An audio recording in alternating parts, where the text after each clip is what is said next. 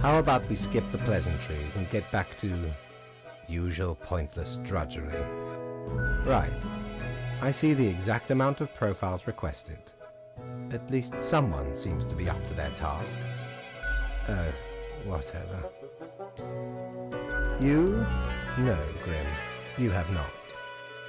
Why am I livid? Because the rest of highest management thought it necessary to remind me that taking sudden leave is detrimental to our aspirations.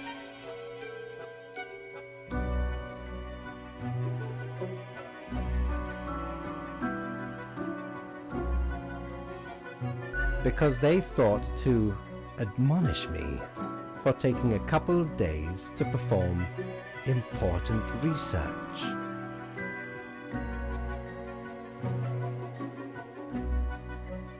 Because, as was reminded, the saying goes, now, how was it? Nothing in life is more certain than... No, it is death and taxes. What else would it be? Either way, the nerve they have to lecture me on how to do my job. No matter, Grim. I apologize for taking it out on you. Good night.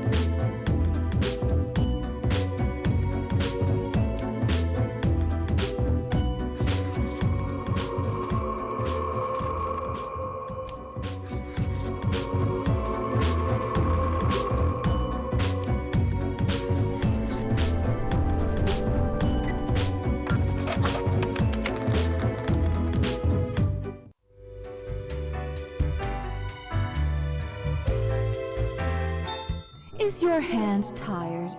Are your fingers getting stiff? You've been clicking around for quite a while. Perhaps a short break is in order? Time to gather your wits? Stretch a bit? The world won't explode if you step away for a second. Probably. No weirder than your death. At least that got you here. To the office, where you belong.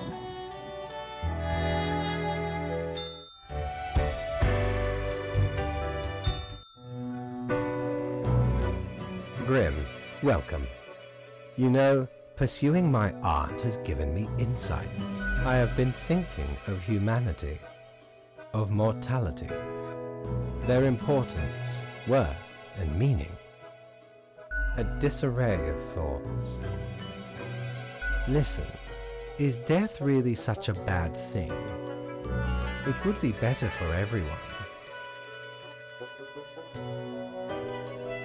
In fact, do these humans even truly exist?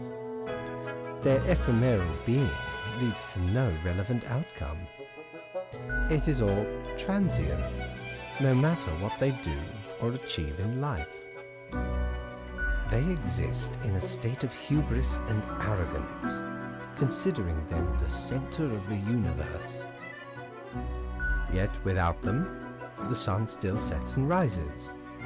Stars explode, galaxies form, or get torn apart. There are departments even for these events. Humans are not the be-all, end-all pinnacle of creation. They are small and insignificant, yet full of themselves. The grandeur of everything will not get superseded by specks of nothing. It matters not how they live through their subjective experiences, millions upon billions of them, everyone considering themselves unique.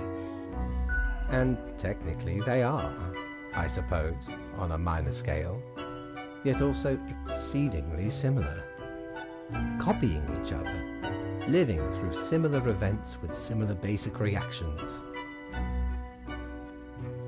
While the universe is full of endless wonders they cannot and will not even experience or perceive, ever. Their presence is not even necessary to validate these events outside their subjective experience or understanding. Do you know the saying, Grimm? If a tree falls in the forest and no one is around to hear it... Good, yes. Imagine that, life reduced only to some human vicinity. The ultimate height of arrogance ingrained in them, to imagine their presence to be paramount. The tree does not only sound, it has been sounding a long time. It has grown without anyone present. It has lived a life. None of this requires humanity to be there to bear witness. Yes, you get to skip your performance review. Good night, Grimm.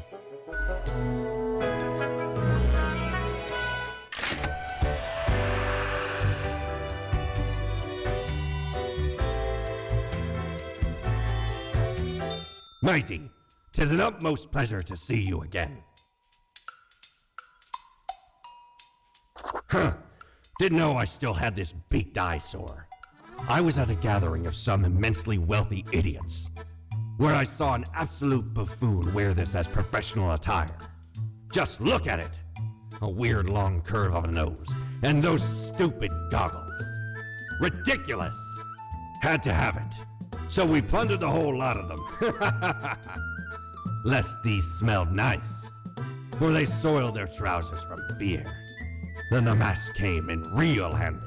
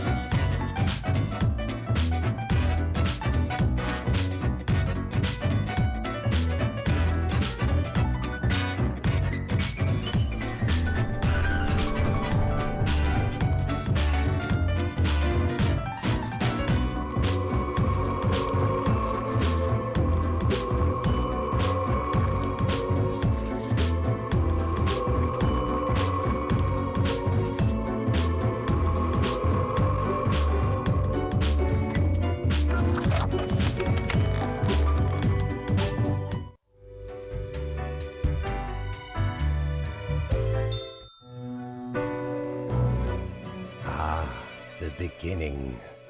It has the sweet taste of deliverance. Every blade of grass, every ray of light. It is a captivating day, is it not, Grim? No. Indeed. Alas, transformations often require sacrifices. Do you agree? My high spirits leave me at a loss for words. Not much else to say. Go on, get back to work. I trust you to make the correct choices. I, myself, must concentrate. The muses have struck me. They beckon. Work to be done while there is still time.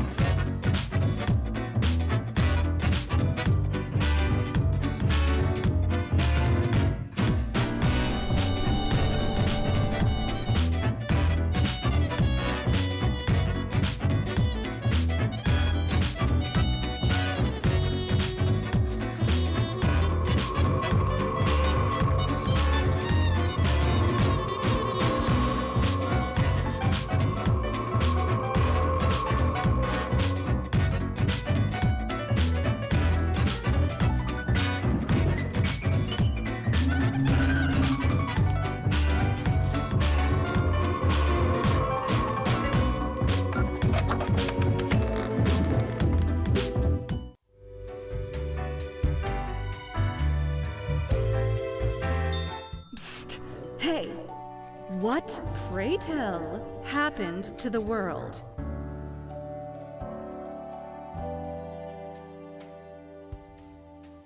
Sure you do. It's the culmination of all your choices. Do you know the story of the Wyvern and the Prince Consort? Of course you do.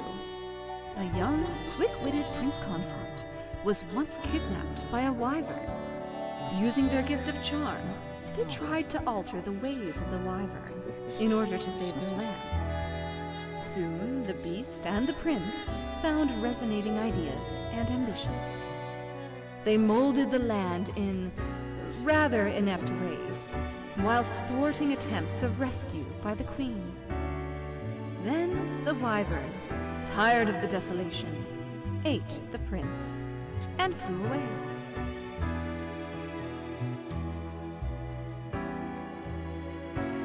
Yes.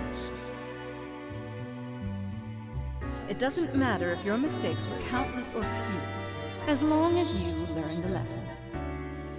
We are thankful of our time together, even as it's quickly running out. It'll be pretty horrible from here on out.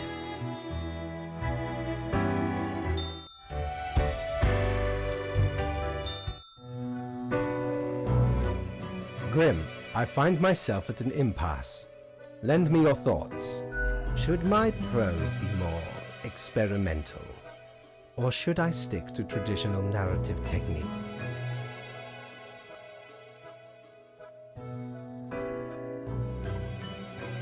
Grand, yes. The exploratory aspect can lead me across the boundary. You are still here, Grim? I guess you want to talk about work instead? Fine. Let us take a look at the situation.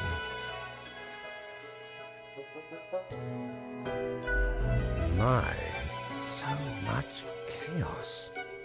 Pain and suffering are off the charts.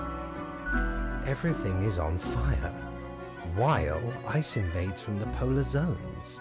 How did that even happen?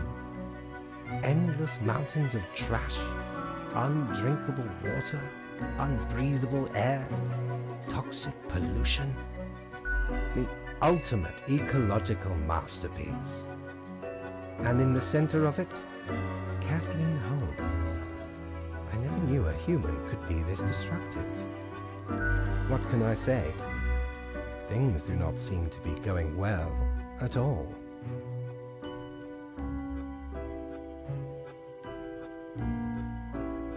Are you sure you are trying hard enough? What is done is done. These are the consequences you must live with, while you still live. Off to work, Grim. Certainly you have no time to waste now.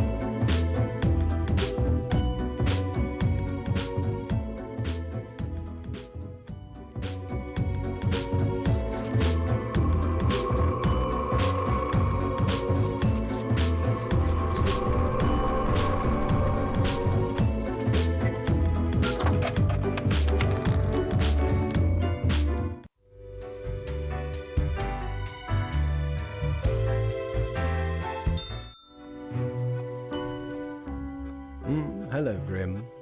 I have been absorbed in my work. Tell me, how goes it out there in the wilds? Fate unconstrained, with nothing to stop it. Seems a terrible power, yes? Endless rows of industrial smokestacks pumping out poison, chemical waste pooling into the groundwater, a total collapse of the biosphere. My, it truly looks like the end. I am giddy with anticipation. The worst. Well, I do hope you will manage. Goodness, look at the time, Grim. Precious moments wasted.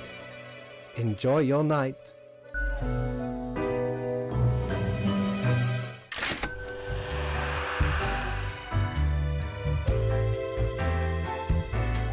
Ever wonder if there's a way to do things differently?